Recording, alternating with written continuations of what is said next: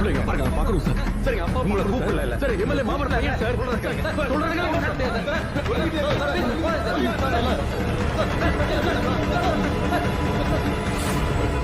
என்னப்பா என்ன என்னாச்சு? என்ன பண்றீங்க? தலைவரே என் பையன்தான்.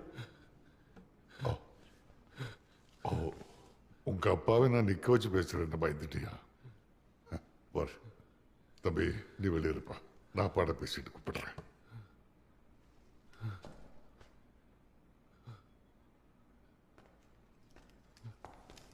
நான் அவன்கிட்ட எவ்வளவோ பேசி பார்த்துட்டேன். அவன் புத்தி காட்டு முள்ளா இருக்கு. நம்மளாலதான் அவனை திருத்தவே முடியாது. இந்நேரம் அவன் வேற ஏதாவது ஒரு கட்சியில பேர பேச ஆரம்பிச்சிருப்பான். ஒட்டா பையன். சொல்லுங்க, நான் என்ன பண்ணணும்? நான் என்ன சொல்றது தலைவரே, இன்னைக்காவது எல்லா உண்மையும் உங்களுக்கு தெரிஞ்சு அது போதும்யா.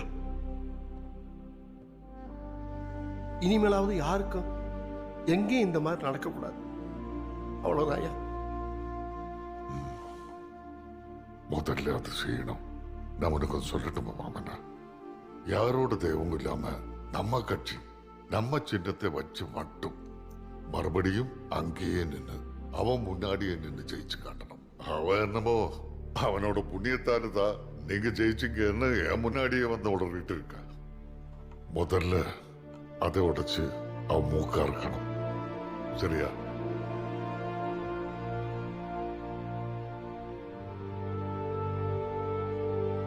ஐயா, நான் எலெக்ஷன்ல நிக்கிறதெல்லாம் இருக்கட்டும் ஐயா.